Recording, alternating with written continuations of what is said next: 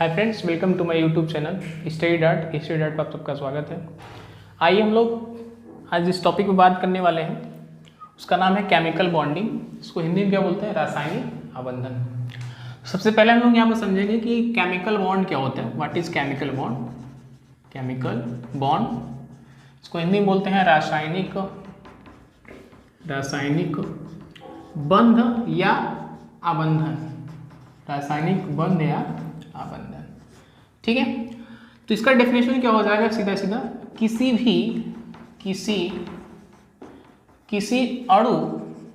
किसी अणु में अवयवी परमाणु, किसी अणु में अवयवी परमाणुओं में परस्पर ऐसा बंधन जो अणु को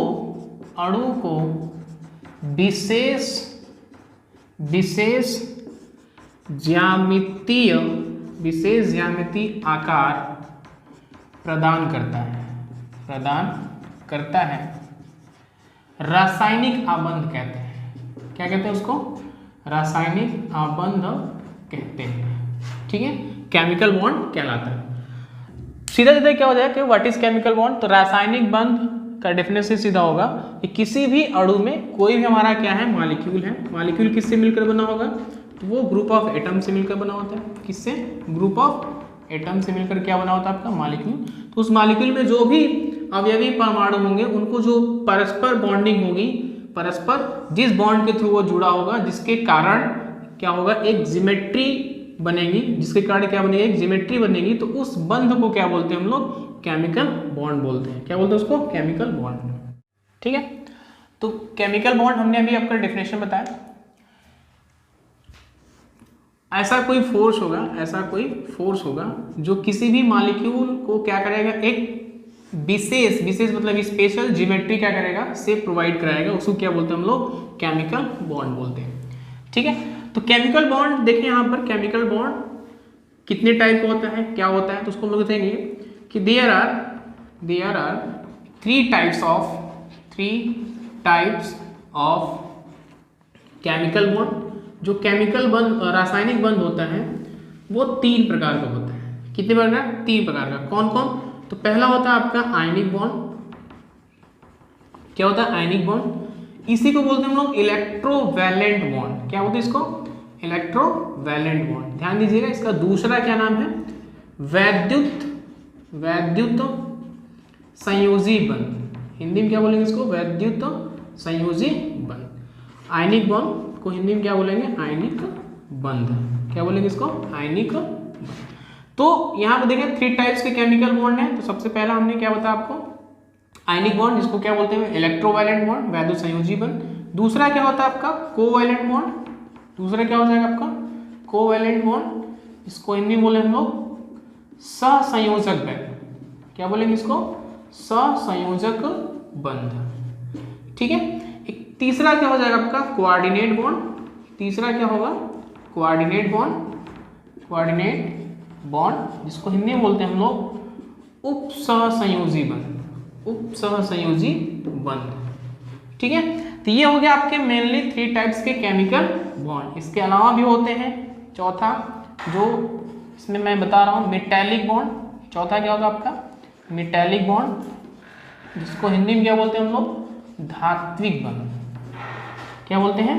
धात्विक, ठीक है। एक पांचवा भी होता है पोलैरिटी के आधार पर। इसको बोलते हैं हम लोग हाइड्रोजन बॉन्ड। क्या बोलेंगे इसको? Hydrogen bond. इसको हिंदी में बोलते हैं हाइड्रोजन बॉन्ड, ठीक है। तो बारी बारी से हम लोग पढ़ेंगे। तो ये हो गया आपके मुख्य रूप से 3 तरह के केमिकल बॉन्ड है। आयनिक बॉन्ड या इसको बोलते हैं इलेक्ट्रोकोवैलेंट बॉन्ड। दूसरा होता है आपका कोवैलेंट बॉन्ड, इसको हिंदी में बोलते हैं सहसंयोजक बंध। तीसरा होता है आपका कोऑर्डिनेट बॉन्ड, इसको हिंदी में बोलते हैं उपसहसंयोजी बंध। एक चौथा भी होता है जिसको बोलते हैं मेटैलिक।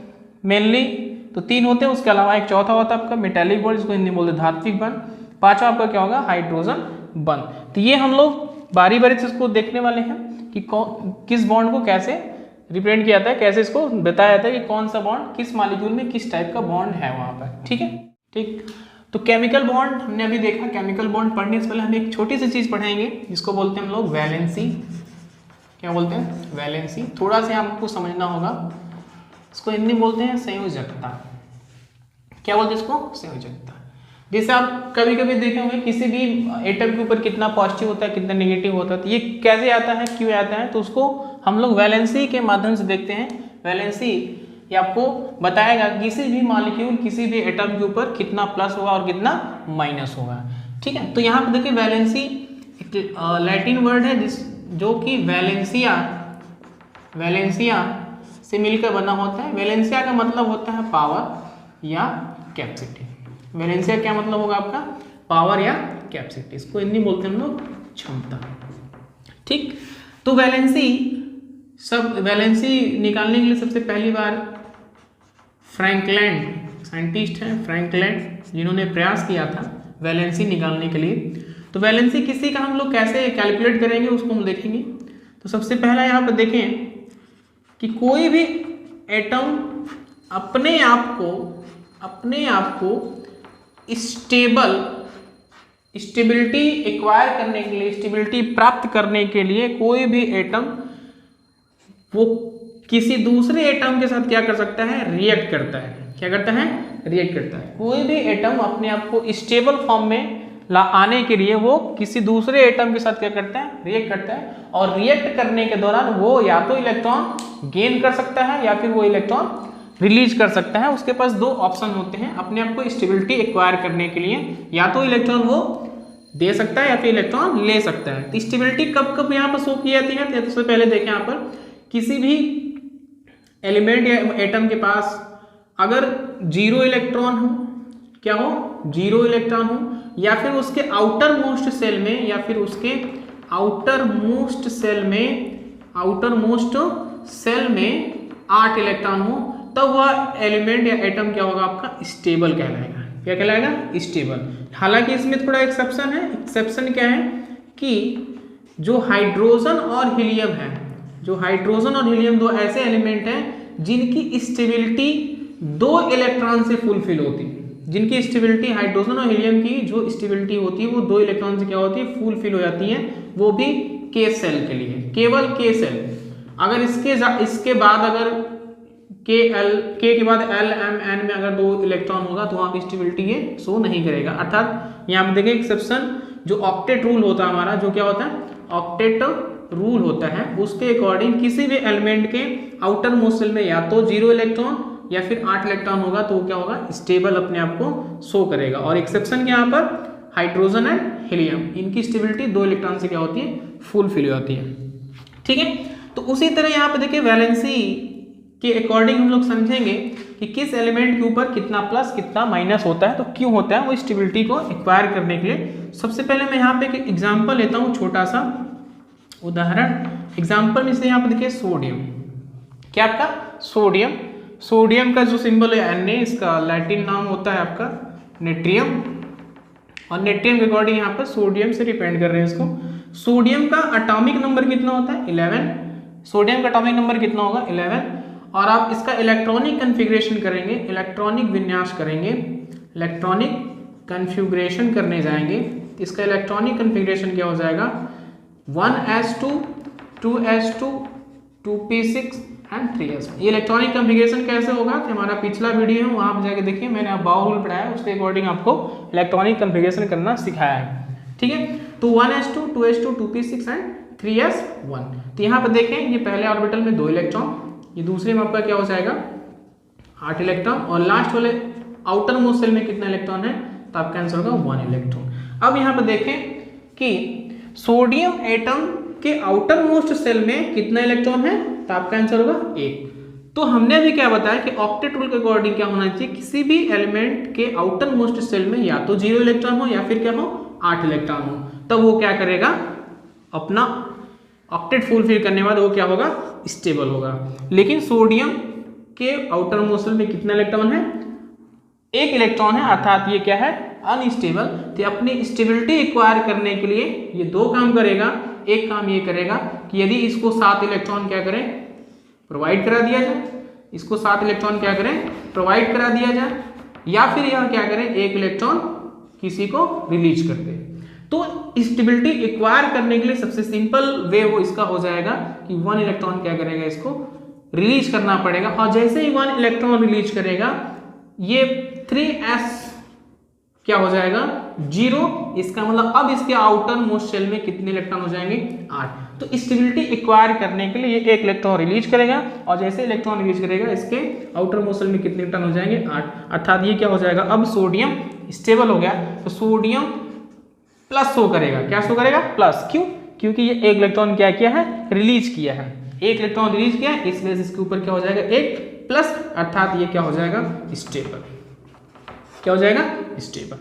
तो सोडियम अपने आप को स्टेबल फॉर्म में लाने के लिए 1 इलेक्ट्रॉन क्या करता है रिलीज करता है। सिमिलर आगे बढ़े, दूसरा एग्जांपल क्या हो जाएगा हमारा मैग्नीशियम। मैग्नीशियम का एटॉमिक नंबर कितना हो जाएगा 12। तो इसका इलेक्ट्रॉनिक कॉन्फ़िगरेशन लिखे 1s2 2s2 2p6 and 3s2। तो यहाँ पे देख रहे हैं 2 8 एंड 2। अब देखिए इसके आउटर मोस्ट शेल में कितने इलेक्ट्रॉन है 2। इसके साथ भी वही कंडीशन आ रही है, ये स्टेबल फॉर्म में नहीं है, इसका मतलब इसको स्टेबल होने के लिए या तो 6 इलेक्ट्रॉन प्रोवाइड कराए या फिर ये 2 इलेक्ट्रॉन क्या करे रिलीज करेगा। तो स्टेबिलिटी एक्वायर करने के लिए सबसे सिंपल रास्ता क्या हो जाएगा इसके लिए 2 इलेक्ट्रॉन रिलीज कर देना, और जैसे ही 2 इलेक्ट्रॉन रिलीज करेगा इसके भी आउटर मोस्ट शेल में कितना इलेक्ट्रॉन बचेगा 8, दैट इज स्टेबल या ऑक्टेट कंप्लीट हो जाएगा। इसका मतलब मैग्नीशियम 2 इलेक्ट्रॉन रिलीज करेगा तो इसके ऊपर कितना प्लस आ जाएगा 2 प्लस, मैग्नीशियम 2 प्लस, या फिर इसको इस टाइप से भी लिख सकते हैं मैग्नीशियम 2 प्लस। ठीक है, उसी तरह क्या हो जाए एल्यूमिनियम का एटॉमिक नंबर कितना हो जाएगा 13। Electronic configuration 1s2 2s2 2p6 3s2 and 3p1। तो 2 electron 8 electron and here 3 electron. ठीक है, तो इसके आउटर मोस्ट शेल में कितना इलेक्ट्रॉन है 3 इलेक्ट्रॉन है, अर्थात ये जो आउटर मोस्ट शेल में इलेक्ट्रॉन है इसको हम बोलते हैं वैलेंस इलेक्ट्रॉन। क्या बोलते हैं इसको वैलेंस इलेक्ट्रॉन। जैसे यहाँ पर मैंने आपको बताया, वहाँ पर नहीं बताया, यहाँ पर ध्यान दीजिए सोडियम के पास वैलेंस इलेक्ट्रॉन कितना है तो 1, मैग्नीशियम के पास कितना वैलेंस इलेक्ट्रॉन है तो आपका आंसर होगा 2। जो आउटर मोस्ट शेल में इलेक्ट्रॉन होता है उसको बोलते हैं हम लोग वैलेंस इलेक्ट्रॉन, क्योंकि उसी सब की क्या निकलती है वैलेंसी कैलकुलेट होती है। तो यहाँ पर वैलेंस इलेक्ट्रॉन 2, तो मैग्नीशियम 2 प्लस। एल्यूमिनियम के पास 3 वैलेंस इलेक्ट्रॉन है, 3 वैलेंस इलेक्ट्रॉन है, इसका मतलब ये क्या करेगा 3 इलेक्ट्रॉन रिलीज करे तब स्टेबल होगा, या फिर 5 इलेक्ट्रॉन क्या करे गेन करे तब क्या होगा स्टेबल होगा। तो इसके लिए भी आसान काम क्या हो जाएगा कि ये 3 इलेक्ट्रॉन क्या करे रिलीज कर देगा, और जैसे ही रिलीज करेगा क्या हो जाएगा एल्यूमिनियम 3 प्लस, या फिर एल्यूमिनियम आपका प्लस प्लस एंड प्लस। इस टाइप से इसकी वैलेंसी शो करेगी, क्या होगी वैलेंसी शो होगी। बात आती है हमारी इसके आगे, जैसे इसके आगे एग्जांपल क्या हो जाएगा आपका, मैं यहाँ पे लिख दे रहा हूँ इसके आगे एग्जांपल। जैसे देखिए एग्जांपल क्या है कार्बन, क्या है कार्बन। कार्बन का एटॉमिक नंबर कितना हो जाएगा 6। इलेक्ट्रॉनिक कॉन्फ़िगरेशन क्या हो जाएगा भाई 1s2 2s2 एंड 2p2। इसके वैलेंस इलेक्ट्रॉन कितना है 4। कार्बन की वैलेंसी कितनी हो जाएगी 4, कार्बन की वैलेंसी कितनी हो जाएगी 4। अब देखिए किसी भी एटम के वैलेंस इलेक्ट्रॉन जैसे ही 3 से ज्यादा होगा, जैसे ही क्या होगा 3 से ज्यादा हो जाएगा, तब वहां पे इलेक्ट्रॉन रिलीज नहीं करेगा, तब वहां पे इलेक्ट्रॉन रिलीज नहीं करेगा, तब वहां पे क्या होगा एक फार्मूला लग जाता है हमारा, तब वहां पे क्या लग जाएगा आपका फार्मूला लग जाता है, उसको बोलते हैं हम लोग n-8। उसको क्या बोलेंगे हम लोग n-8। किसी भी एटम के आउटर मोस्ट शेल में जैसे ही 3 इलेक्ट्रॉन से ज्यादा इलेक्ट्रॉन होता है, अर्थात वैलेंस इलेक्ट्रॉनों की संख्या 3 से ज्यादा हो जाएगी, तब उसके लिए फार्मूला क्या लगाएंगे हम लोग n-8। जहां पर n क्या है, जहां n क्या है number of electron in the number of electron in the outer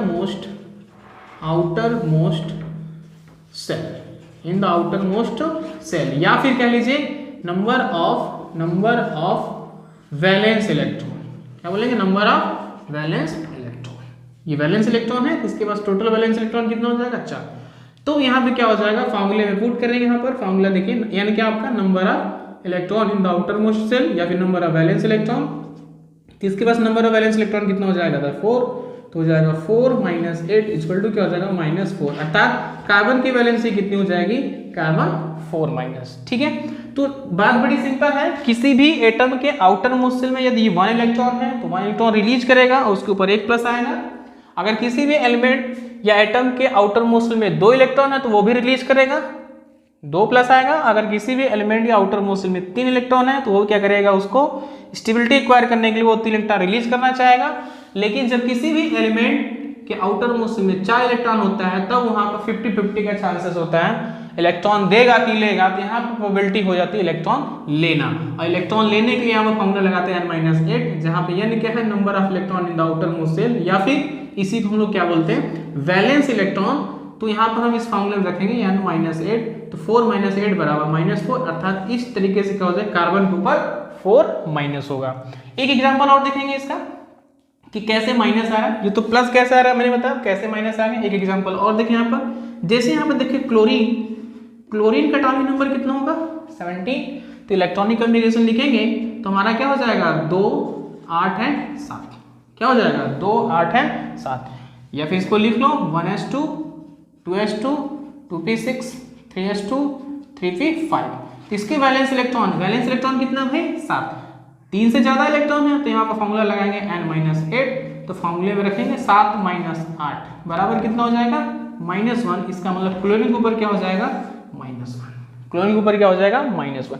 तो इस तरीके से हम लोग किसी भी एटम की क्या करते हैं, वैलेंसी कैलकुलेट करते हैं कि किस एटम के पास कितना प्लस या फिर किस एटम के पास कितना माइनस होता है। ठीक है, उसी तरह एक और एग्जांपल देखिए यहाँ पर, ऑक्सीजन का एटॉमिक नंबर कितना हो जाएगा, 8, इलेक्ट्रॉनिक कॉन्फ़िगरेशन क्या हो जाएगा, 1s2 2s2 एंड 2p4। इसके पास टोटल वैलेंस इलेक्ट्रॉन कितने हैं, 6, 3 से ज्यादा है, इसका मतलब n-8, 6 - 8 = -2, अर्थात ऑक्सीजन के ऊपर क्या होगा, 2 माइनस होगा, क्या होगा, 2 माइनस। तो इस तरीके से हम लोग वैलेंसी क्या करते हैं, कैलकुलेट करते हैं, और ये आपको हेल्प करेगा केमिकल बॉन्डिंग को समझने में, पढ़ने में, कि हम लोग किस एटम के पास या फिर किस मॉलिक्यूल या एलिमेंट के पास कितना प्लस माइनस करते हैं और क्या बॉन्ड वहाँ पर फॉर्म्ड होता है, तो उसको हम लोग देखने वाले आगे। ठीक है, चलिए, ठीक है, तो हमने अभी वैलेंसी देखा, किस एलिमेंट के पास कितना प्लस होगा कितना माइनस होगा। जैसे मैंने यहाँ पे देखा सोडियम के ऊपर क्या था, 1 प्लस, मैग्नीशियम के ऊपर क्या था, 2 प्लस, एल्यूमिनियम के ऊपर क्या था, 3 प्लस। किसी भी एटम के पास जो पॉजिटिव चार्ज आता है उसको बोलते हैं हम लोग कैटायन। क्या बोलते हैं उसको, कैटायन, हिंदी में बोलते हैं इसको धन आयन। क्या बोलेंगे इसको, धन आयन, कैटायन। जैसे यहाँ देखिए chlorine minus, oxygen 2 minus, fluoride minus, ये सब क्या आपके क्या है, एनायन है। क्या ये आपके एनायन, इसको हिंदी में बोलेंगे हम लोग रेडायन। क्या बोलेंगे इसको, रेडायन। ठीक है, तो एनायन आपके हो गए और आपके क्या हो गए, कैटायन। ये हम लोग किसी भी एलिमेंट की वैलेंसी निकालते हैं, किसके ऊपर कितना प्लस किसके ऊपर कितना माइनस, कैटायन एंड एनायन की संख्या निकालते हैं। अब हम लोग यहाँ पर देखें कि रासायनिक बंध, उसमें सबसे पहला क्या था आपका, आयनिक बॉन्ड। सबसे पहला क्या था आपका, आयनिक बॉन्ड, इसको हिंदी बोलते हैं आप लोग आयनिक बंध। क्या बोलते हैं यहाँ पर, आयनिक बंध, या इसी को बोलते हैं हम लोग इलेक्ट्रोवैलेंट बॉन्ड। क्या बोलते हैं इसको, इलेक्ट्रोवैलेंट बॉन्ड। ठीक है, इसको हिंदी में बोलेंगे हम लोग वैद्युत संयोजी बंध। क्या बोलेंगे, वैद्युत संयोजी बंध। ठीक है, तो देखो ये चीजें हमको ज्यादा पढ़ना नहीं, हमको केवल एग्जाम के पॉइंट ऑफ व्यू से पढ़ना है कि आयनिक बॉन्ड से सवाल कैसे आएगा। तो सबसे पहले आप समझो कि आयनिक बॉन्ड क्या होता है। आयनिक बॉन्ड में क्या होगा कि दो एटम होंगे ए एंड बी, मान लो क्या होगा, 2 एटम होंगे ए एंड बी, और कोई एक एटम क्या करेगा, अपना इलेक्ट्रॉन किसी एक एटम को क्या करेगा, ट्रांसफर करेगा। क्या करेगा, यहाँ पर इलेक्ट्रॉन का स्थानांतरण होगा। इलेक्ट्रॉन का क्या होगा, स्थानांतरण होगा। Transfer of electron between the atoms. Clear है, transfer of electron between the atom, मतलब कोई एक परमाणु दूसरे परमाणु क्या करेगा, इलेक्ट्रॉन ट्रांसफर करेगा। जरूरी नहीं है कि ए बी कर सकता है, हो सकता है बी ए को भी कर सकता है, लेकिन यहाँ पर 2 परमाणुओं के मध्य क्या होगा, इलेक्ट्रॉनों के स्थानांतरण के फलस्वरूप जो भी बॉन्ड फॉर्म होगा उसको क्या बोलते हैं हम लोग, आयनिक बॉन्ड। क्यों बोलते हैं, क्योंकि जब ए एटम बी को इलेक्ट्रॉन देगा तो जैसे ही इलेक्ट्रॉन देगा तो ए के ऊपर क्या जाएगा, पॉजिटिव, और बी इलेक्ट्रॉन गेन कर रहा है, इसका मतलब क्या हो जाएगा, नेगेटिव। तो ये एनायन की तरह बिहेव करेगा और ये आपका किसकी तरह, कैटायन की तरह बिहेव करेगा। और ये क्या है, एक आयन है। क्या है ये, आयन। और इनके बीच में जो इलेक्ट्रोस्टैटिक फोर्स ऑफ अट्रैक्शन काम करेगा बिटवीन द एटम, इसी क्या बोलते हैं हम लोग, आयनिक बंध। क्या बोलेंगे इसको? Ionic bond. क्लियर है? दो परमाणुओं के मध्य इलेक्ट्रॉनों के स्थानांतरण के फलस्वरूप जो बंध बनते हैं उसको क्या बोलते हैं हम लोग? आयनिक बंध बोलते हैं या फिर इलेक्ट्रोवैलेंट बॉन्ड बोलते हैं। एग्जाम्पल देखें, एग्जाम्पल आपको ही ध्यान देना है, ठीक है, इसलिए एग्जाम्पल आपको ध्यान देना है क्योंकि आपके एग्जाम में आएगा। जैसे आपको एग्जाम में क्वेश्चन आ गया कि NaCl में निम्न बंध है, आपको 4 ऑप्शन आ जाएगा, आयनिक है, कोवैलेंट है, कोऑर्डिनेट, इनमें से कोई नहीं है। तो इस टाइप से आपको सवाल आएगा और इसी तरह के सवाल को करने के लिए हम लोग ये केमिकल बॉन्डिंग पढ़ रहे हैं। तो एग्जाम्पल देखिए यहाँ पर, जैसे एग्जाम्पल क्या हो जाएगा? Sodium chloride. एग्जाम्पल क्या हो जाएगा भाई? सोडियम क्लोराइड NaCl, ये आपका सिंपल साल्ट है, ये आपका क्या है? सिंपल साल्ट है, जिसको हम लोग किचन सॉल्ट भी कहते हैं, अर्थात आपके घरों में मिल जाएगा, जिसको हम लोग खाते हैं। इसमें 2 एटम है, पहला आपका क्या है? सोडियम, एटॉमिक नंबर 11, इसका इलेक्ट्रॉनिक कॉन्फ़िगरेशन करेंगे 2 8 1। क्लोरीन है, क्लोरीन का एटॉमिक नंबर 17, इसका क्या हो जाएगा? 2 8 है 7। तो देख रहे हैं यहाँ पर क्या हो रहा है कि सोडियम के आउटर मोस्ट में 1 इलेक्ट्रॉन, क्लोरीन का आउटर मोस्ट में 7 इलेक्ट्रॉन। तो इस वजह से देखें तो ये स्टेबल नहीं है, क्योंकि इसके आउटर मोस्ट में कितना होना चाहिए? या तो 0 हो या फिर 8 हो। तो यहाँ पर 1 है, यहाँ पर 7 है, इसको 1 इलेक्ट्रॉन दे दें तो ये क्या हो जाए? स्टेबल एक्वायर कर लेगा और ये इलेक्ट्रॉन रिलीज कर देती है, भी स्टेबल हो जाएगा, क्योंकि इसके पास कितना बचेगा? 8 बचेगा आउटर मोस्ट में। तो होगा क्या यहाँ पर कि ये 1 इलेक्ट्रॉन क्या करेगा? क्लोरीन एटम को क्या करेगा? ट्रांसफर करेगा। क्या करेगा? ट्रांसफर करेगा। 2 परमाणुओं के मध्य इलेक्ट्रॉनों के स्थानांतरण से जो बॉन्ड बनेगा, इलेक्ट्रॉनों के स्थानांतरण से जो बॉन्ड बनेगा उसको क्या बोलते हैं हम लोग? आयनिक बॉन्ड बोलेंगे। क्या बोलेंगे उसको? Ionic bond. तो इस तरह से दिखाएंगे। सोडियम का आउटर मोस्ट में कितना इलेक्ट्रॉन है? तो 1। और क्लोरीन का आउटर मोस्ट में कितना इलेक्ट्रॉन होगा? तो आपका आंसर होगा 7। क्या हो जाएगा? 7। और ये 1 इलेक्ट्रॉन क्या करेगा? ट्रांसफर कर देगा, और जैसे ही इलेक्ट्रॉन ट्रांसफर करेगा सोडियम के ऊपर क्या आ जाएगा? प्लस, और क्लोरीन इलेक्ट्रॉन लेगा तो क्या हो जाएगा? माइनस। इस हिसाब से देखें तो इनके बीच में क्या होगा? एक इलेक्ट्रोस्टैटिक फोर्स ऑफ अट्रैक्शन काम कर रही है, अर्थात ये मिलके क्या बना है? NaCl। तो आपका ये आंसर मिल गया होगा कि सोडियम क्लोराइड में किस तरह का बॉन्ड है। तो सोडियम क्लोराइड में किस तरह का बॉन्ड होगा भाई? आयनिक बॉन्ड होगा। क्या होगा? आयनिक होगा। ठीक है, दूसरा एग्जाम्पल देखें आयनिक बॉन्ड का। इसी तरह क्या हो जाएगा? Magnesium chloride. तो मैग्नीशियम क्लोराइड में क्या हो जाएगा? मैग्नीशियम का एटॉमिक नंबर 12, ये हो जाएगा 2 8 2। क्लोरीन का भी हमने बताया 17, 2 8 एंड 7। तो क्या हो जाएगा? मैग्नीशियम के आउटर मोस्ट में 2 इलेक्ट्रॉन, और क्लोरीन के आउटर मोस्ट में कितने इलेक्ट्रॉन है? 7 इलेक्ट्रॉन। 2 क्लोरीन है तो यहाँ पे इसके पास भी 7 इलेक्ट्रॉन होगा, इस टाइप से। ठीक है, और ये 1 इलेक्ट्रॉन यहाँ ट्रांसफर होगा और 1 इलेक्ट्रॉन यहाँ ट्रांसफर होगा, अर्थात मैग्नीशियम के ऊपर क्या हो जाएगा? 2+, और 2 क्लोरीन के ऊपर क्या हो जाएगा? 2Cl-, अर्थात यहाँ पर क्या बनेगा? MgCl2। ठीक है, तो इस टाइप से क्या होगा? आयनिक बॉन्ड बनेगा।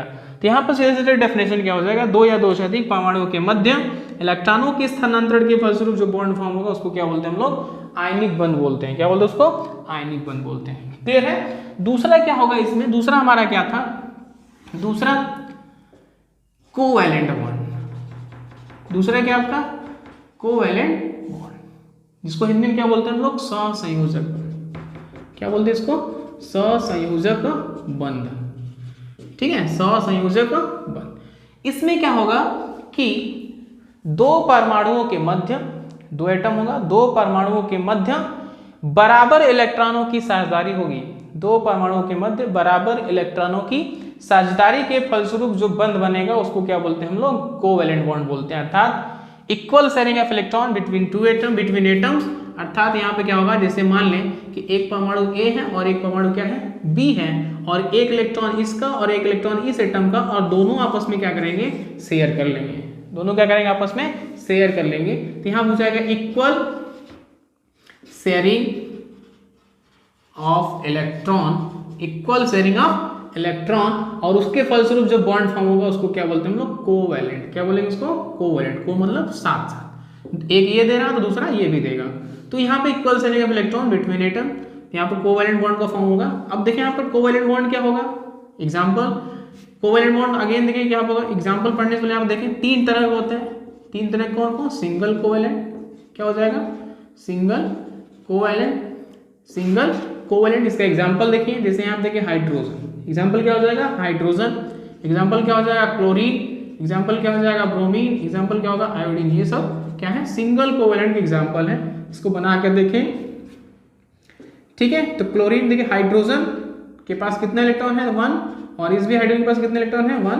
तो यहाँ पे क्या हो जाएगा एक इलेक्ट्रॉन की शेयरिंग होगी, क्योंकि हमने आपको बताया था कि हाइड्रोजन का जो ऑक्टेट होता है वो 2 इलेक्ट्रॉन से क्या होता है कंप्लीट होता है, ठीक है। तो यहाँ पर क्या हो जाएगा हाइड्रोजन सिंगल बॉन्ड हाइड्रोजन। उसी तरह क्या हो जाएगा आपका क्लोरीन, तो क्लोरीन के आउटर मोस्ट में कितने इलेक्ट्रॉन है भाई, तो अभी मैंने बताया 7, कितने होते हैं 7। एक दूसरी भी क्लोरीन एटम है उसके पास भी कितना हो जाएगा 7, और ऑक्टेट कंप्लीट करने के लिए कितना चाहिए इसको 1, इसको भी ऑक्टेट कंप्लीट करने के लिए कितना चाहिए 1। तो क्या करेंगे यहाँ पर दोनों एक एक इलेक्ट्रॉन की क्या करेंगे शेयर कर लेंगे, दोनों क्या करेंगे एक इलेक्ट्रॉन की शेयरिंग करेंगे, इक्वल शेयरिंग ऑफ इलेक्ट्रॉन, ठीक है, इक्वल शेयरिंग ऑफ इलेक्ट्रॉन, अर्थात यहाँ होगा क्लोरीन सिंगल बॉन्ड क्लोरीन, अर्थात ये आपका क्या हो जाएगा सिंगल कोवेलेंट। क्या होगा यहाँ पर सिंगल कोवेलेंट, क्लियर है, इसको बोलेंगे सिंगल कोवेलेंट बॉन्ड, ठीक है। ठीक उसी तरह फिर यहाँ पे क्या होगा आगे दूसरा क्या हो जाएगा, ये हो जाएगा पहला सिंगल कोवेलेंट, दूसरा क्या होगा आपका डबल कोवेलेंट, दूसरा क्या होगा आपका डबल कोवेलेंट, ठीक है, ठीक है। दूसरा क्या था आपका डबल कोवेलेंट बॉन्ड। देखिए कोवेलेंट में वही हो जाएगा equal sharing of electron between atom. यहाँ पे क्या होगा डबल मतलब दो इलेक्ट्रॉन की क्या होगी इक्वल शेयरिंग होगी, दो इलेक्ट्रॉन की क्या होगी इक्वल शेयरिंग होगी। जैसे एग्जांपल यहाँ पे देखें, एग्जांपल क्या हो जाएगा O2, एग्जांपल क्या हो जाएगा ऑक्सीजन, ठीक है। ऑक्सीजन क्या हो जाएगा, ऑक्सीजन का एटॉमिक नंबर कितना हो जाएगा 8, 1s2 electronic configuration 2s2 2p4। इसके आउटर वैलेंस इलेक्ट्रॉन कितना है 6, वैलेंस इलेक्ट्रॉन कितना है 6, तो वैलेंस इलेक्ट्रॉन 6 है। तो यहाँ पे इस तरीके से हम बनाए यहाँ पे इलेक्ट्रॉनिक स्ट्रक्चर इसका, ये हो जाएगा 6। दूसरा ऑक्सीजन एटम है 1 2 3 4 5 एंड 6। देखिए इसके पास टोटल 6 इलेक्ट्रॉन है, इसके पास भी कितना है 6, लेकिन इसका ऑक्टेट कंप्लीट हुआ कितने से 8 से। तो क्या करेंगे यहाँ पर दोनों क्या करेंगे, दोनों एटम दो इलेक्ट्रॉन की क्या करेंगे शेयरिंग करेंगे, दो इलेक्ट्रॉन क्या करेंगे शेयरिंग करेंगे।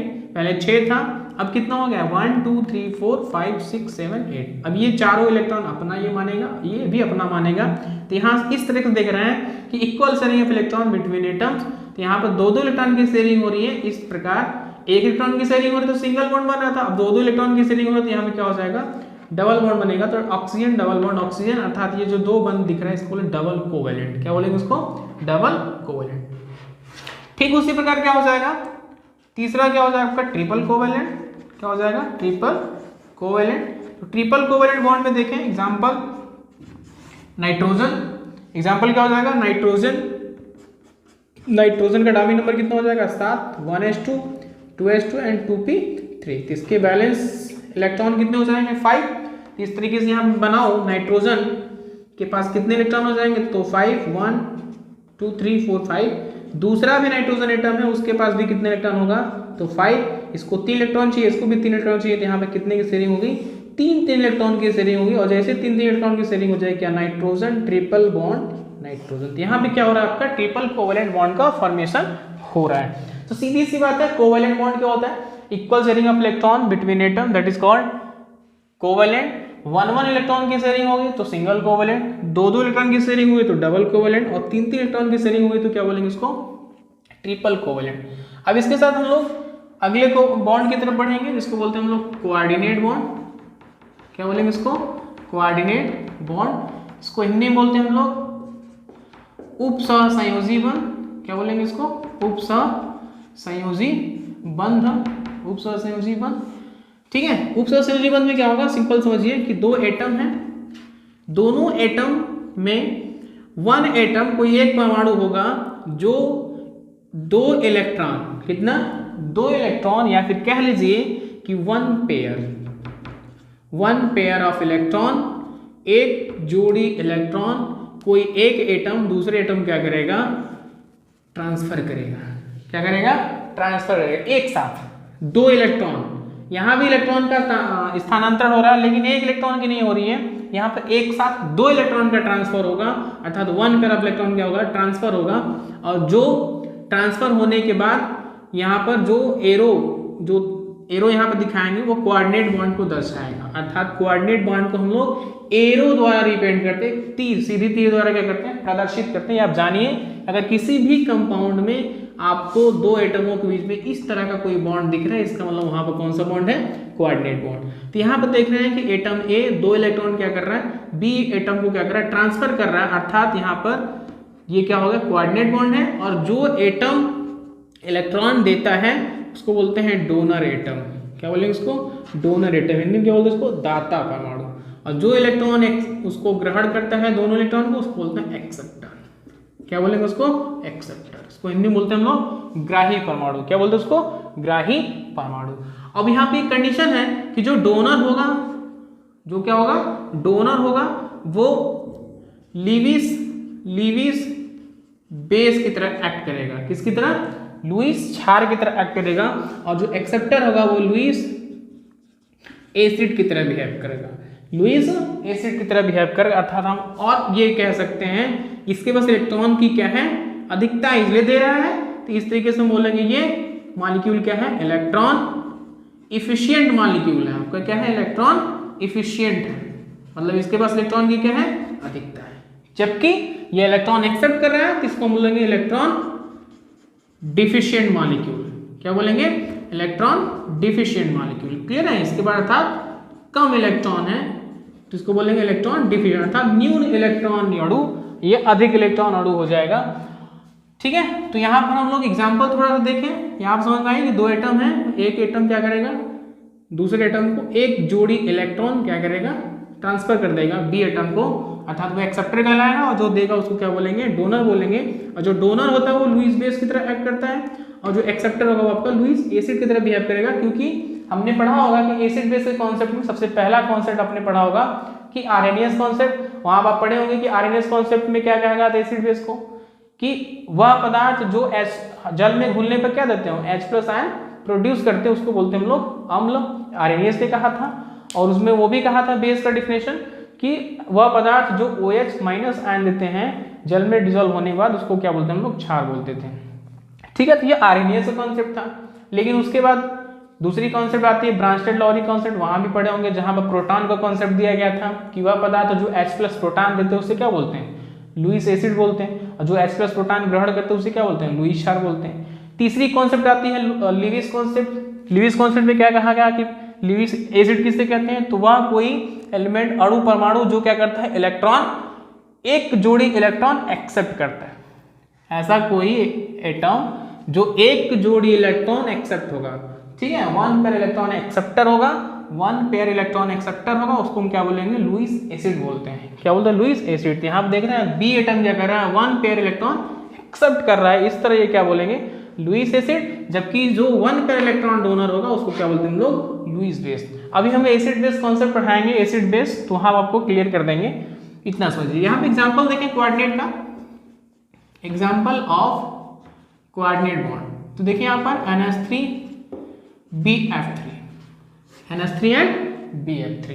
अमोनिया बोरॉन ट्राइफ्लोराइड, यहाँ पर देखें अमोनिया, अमोनिया जो केंद्रीय परमाणु हो आपका nitrogen, atomic number 7, 1s2 2s2 and 2p3। इसके पास वैलेंस इलेक्ट्रॉन कितना है, तो 5। हम इसको देखें नाइट्रोजन के पास कितना इलेक्ट्रॉन है, तो यहाँ पर वैलेंस इलेक्ट्रॉन कितना है, तो आपका हो जाएगा 5। क्या हो जाएगा, 5 इस टाइप से। और इसके साथ कितने हाइड्रोजन लगे हैं, तो आपका आंसर होगा 3। और एक एक हाइड्रोजन के पास कितने इलेक्ट्रॉन होते हैं, 1। तो यहाँ पर देखिए क्या होगा, सिंगल कोवैलेंट बन रहा है। क्या बन रहा है, सिंगल कोवैलेंट बन रहा है। और ये नाइट्रोजन के पास वैलेंस इलेक्ट्रॉन 5 हैं, जिसमें से 3 इलेक्ट्रॉन क्या किया है, बॉन्ड बनने में हेल्प किए हैं। इस वजह से ऐसे इलेक्ट्रॉन को क्या बोलते हैं हम लोग, बॉन्डिंग इलेक्ट्रॉन। क्या बोलते हैं इसको, बॉन्डिंग इलेक्ट्रॉन। मतलब नाइट्रोजन के पास वैलेंस इलेक्ट्रॉन की संख्या 5 है, जिसमें से 3 इलेक्ट्रॉन पार्टिसिपेट कर गए, बॉन्ड बनने के हेल्प कर रहे हैं। तो इस तरह से इलेक्ट्रॉन को क्या बोलेंगे हम लोग, इस इलेक्ट्रॉन को बोल देंगे बॉन्डिंग इलेक्ट्रॉन। क्या बोलेंगे, बॉन्डिंग इलेक्ट्रॉन। जबकि 2 इलेक्ट्रॉन ऐसे हैं नाइट्रोजन के पास जो कहीं भी बॉन्ड बनने में हेल्प नहीं कर रहे हैं, इस वजह से इन इलेक्ट्रॉनों को क्या बोलेंगे हम लोग, नॉन बॉन्डिंग इलेक्ट्रॉन। क्या बोलेंगे इसको, नॉन बॉन्डिंग इलेक्ट्रॉन, या फिर इसी को बोलते हैं लोन पेयर ऑफ इलेक्ट्रॉन। क्या बोलते हैं इसको, lone pair of electron. Hindi बोलते हैं निर्जन जोड़ी इलेक्ट्रॉन या फिर एकाकी इलेक्ट्रॉन, जो भी है। जबकि यहाँ पर देखें बोरॉन ट्राईफ्लोराइड में, तो बोरॉन का एटॉमिक नंबर कितना होता है भाई, तो आपका होगा answer 5, electronic configuration 1s2 2s2 and 2p1। इसके पास वैलेंस इलेक्ट्रॉन कितना है 3, कितना वैलेंस इलेक्ट्रॉन है 3, तो 3 वैलेंस इलेक्ट्रॉन है, मैं यहाँ बनाऊं 3 वैलेंस इलेक्ट्रॉन। और फ्लोराइड साथ में है, क्या आपका फ्लोराइड एटॉमिक नंबर 9 और इसका हो जाएगा 2 एंड 7, 2 और 7, इसके पास कितने इलेक्ट्रॉन हो जाएगा भाई 7, तो फ्लोराइड के पास हो जाएगा 7 इस टाइप से, ठीक है। और एक दूसरे फ्लोराइड के पास भी 7 ही होगा और तीसरे फ्लोराइड के पास क्या होगा 7। तो यहाँ पे देखिए, यहाँ पे क्या होगा, एक इलेक्ट्रॉन की क्या हो जाएगी शेयरिंग हो जाएगी, इस टाइप से क्या होगी शेयरिंग हो जाएगी। फ्लोराइड का ऑक्टेट कंप्लीट, इसका भी ऑक्टेट कंप्लीट, इसका भी क्या हो जाएगा ऑक्टेट कंप्लीट। और बोरान के पास 3 इलेक्ट्रॉन था और एक टुकड़ा के यहाँ पर शेयर कर लिया, एक टुकड़ा के यहाँ पर शेयर कर दिया, इसके पास टोटल इलेक्ट्रॉन कितने हो गए 6, 3 पहले से और एक क्या किया शेयर किया तो 6, टोटल इलेक्ट्रॉन ऑफ बोरान क्या हो जाएगा 6, लेकिन 6 इलेक्ट्रॉन का ऑक्टेट कंप्लीट नहीं है, अर्थात अगर मैं इसको 1 पेयर इलेक्ट्रॉन दूं, मैं इसको प्रोवाइड करा दूं, ये क्या करेगा इसको एक्सेप्ट कर लेगा, और जैसे ही एक्सेप्ट करेगा ये लिविस एसिड की तरह बिहेव करेगा, अर्थात इसके पास इलेक्ट्रॉन की क्या है कमी है, इसलिए इसको बोलते हैं इलेक्ट्रॉन डिफिशिएंट। क्या बोलेंगे इसको इलेक्ट्रॉन डिफिशिएंट। जबकि इसके पास क्या है 2 इलेक्ट्रॉन की अधिकता है, इसलिए इसको क्या बोले इलेक्ट्रॉन एफिशिएंट मॉलिक्यूल। तो यहाँ पे क्या होगा कि जो नाइट्रोजन एटम होगा वो बोरोन को क्या करेगा 2 इलेक्ट्रॉन ट्रांसफर कर देगा, और जैसे ही ट्रांसफर करेगा क्या होगा यहाँ पर कोऑर्डिनेट बॉन्ड का फॉर्मेशन होगा, अर्थात हमारा इस टाइप से संरचना मिलेगा। नाइट्रोजन एरो क्या हो जाएगा बोरोन और इसके साथ फ्लोराइड लगा है, इस टाइप से स्ट्रक्चर बनेगा, hydrogen single bond hydrogen single bond hydrogen, ये आपका कौन सा बॉन्ड हो जाएगा, आपका आंसर होगा कोऑर्डिनेट बॉन्ड। क्या होगा कोऑर्डिनेट बॉन्ड, ठीक है कोऑर्डिनेट बॉन्ड। इस तरीके से आपका ये कुछ बॉन्ड था। एक चीज ध्यान देंगे, मैं आपको केवल एग्जाम के पॉइंट ऑफ व्यू से पढ़ा रहा हूँ, इसमें आपको किसी भी बॉन्ड की प्रॉपर्टीज वगैरह नहीं पढ़ा रहा हूँ कि किस बॉन्ड की क्या क्या प्रॉपर्टीज हैं, ठीक है, तो उसके अकॉर्डिंग मैं नहीं पढ़ा रहा हूँ, केवल आपको एग्जाम के पॉइंट ऑफ व्यू से यहाँ पर क्लास चल रहा है, ठीक है। तो अब इसमें एग्जाम्पल हम लोग देखें कैसे आपको क्वेश्चन पूछ रहे हैं, ठीक है, ठीक है। तो कुछ एग्जाम्पल लेते हैं, एग्जाम्पल इसमें क्वेश्चन आपको क्या आएगा, इसे क्वेश्चन देखिए, क्वेश्चन इस टाइप से पूछा कि हाइड्रोजन साइनाइड में कौन सा बंध है, हाइड्रोजन साइनाइड में कौन सा, हाइड्रोजन साइनाइड में कौन सा बंध है, बंध है।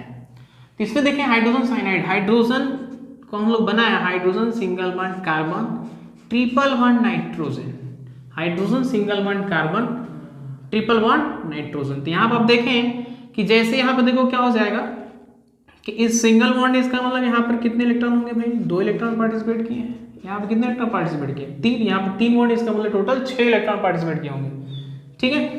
तो यहाँ पर देखिए सिंगल बॉन्ड है और जाहिर सी बात है हाइड्रोजन और कार्बन में इलेक्ट्रोनेगेटिविटी किसकी ज्यादा होगी कार्बन की, तो ये इलेक्ट्रॉन क्या करेगा अपनी ओर ट्रांसफर, मतलब यहाँ पर ट्रांसफर हो जाएगा, जैसे ट्रांसफर होगा क्या हो जाएगा H+, ठीक है, जबकि कार्बन के ऊपर क्या हो जाएगा माइनस, यहाँ पर ट्रिपल बॉन्ड होगा, कार्बन ट्रिपल बॉन्ड नाइट्रोजन। तो यहाँ देखिए H+ और माइनस, यहाँ पे क्या बन रहा है आयन बन रहा है, क्या बन रहा है आयन, ये कटायन और ये आपका एनायन। यहाँ पर हम कह सकते हैं कि हाइड्रोजन साइनाइड में कौन सा बॉन्ड है, तो आपका आंसर क्या हो जाएगा आयनिक बॉन्ड। जबकि कार्बन और नाइट्रोजन के बीच में कौन सा बॉन्ड है भाई, तो आपका आंसर हो जाएगा ट्रिपल कोवैलेंट।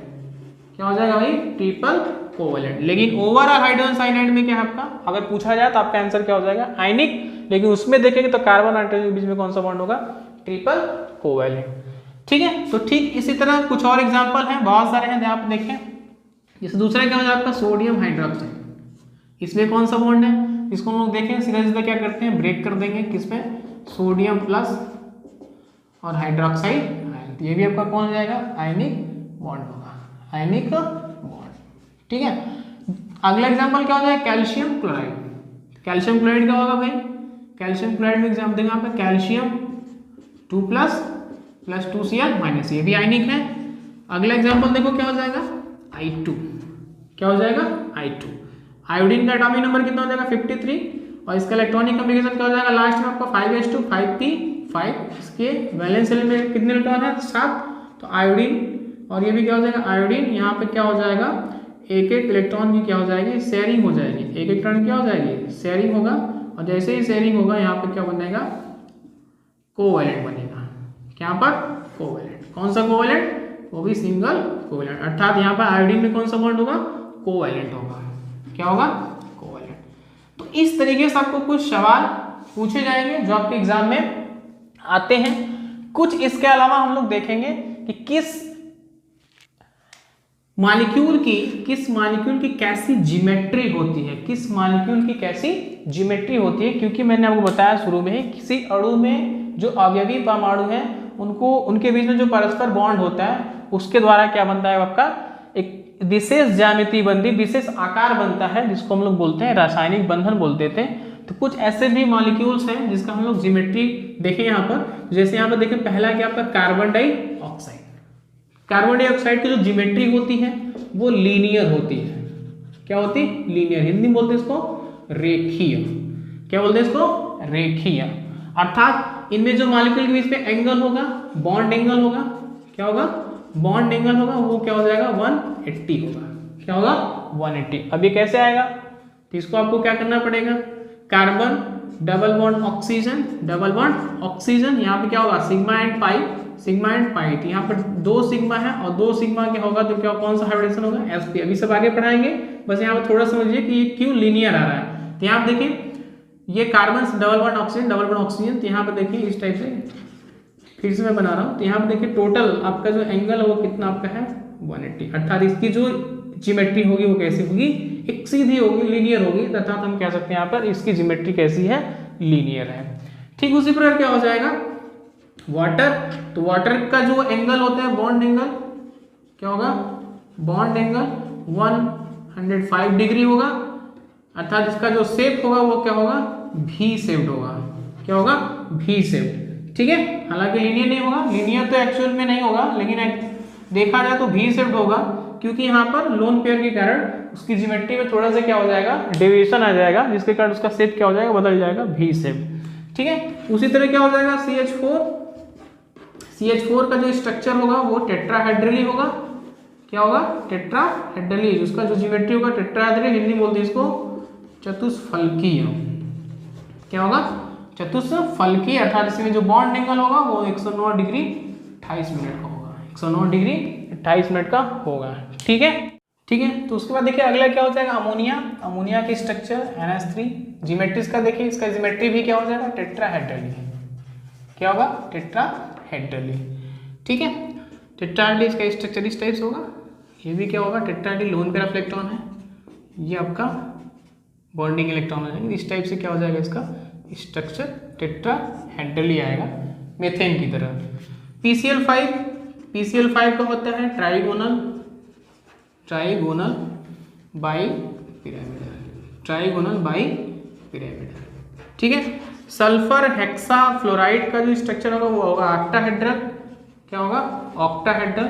इसको हिंदी में बोलते हैं अष्टफलकीय। क्या बोलेंगे इसको, अष्टफलकीय। ठीक है, तो इस तरह से जेनान हेक्साफ्लोराइड, ये भी ऑक्टाहेड्रल होगा।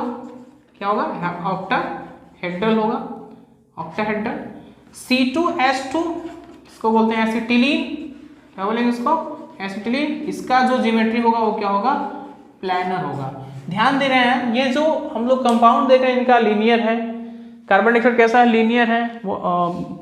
वाटर कैसा है, भी शेप्ड है। मेथेन का टेट्राहेड्रली है, अमोनिया का टेट्राहेड्रली है। PCl5 का ट्राइगोनल बाई पिरामिडल है। सल्फर हेक्साफ्लोराइड का ऑक्टाहेड्रल। ये सब इस मॉलिक्यूल में जो भी अवयवी परमाणु हैं उनको एक बॉन्ड के थ्रू क्या कर रहे हैं, बांध के रख रहे हैं, और बांधने के कारण उनकी एक विशेष प्रकार की क्या आ रही है, ज्योमेट्रियां आ रही हैं, जिसको हम लोग क्या बोलते हैं, रासायनिक आबंध बोलते हैं। क्या बोलते हैं, रासायनिक आबंध। ठीक है, तो इस चैप्टर में हम लोग केमिकल बॉन्ड देखें, किसकी कितनी वैलेंसी होती है, किस कंपाउंड में कौन सा बॉन्ड होता है, तो उसको हम लोग यहाँ पे सीखे हैं। ठीक है, तो आज के लिए इतना ही। बहुत बहुत धन्यवाद।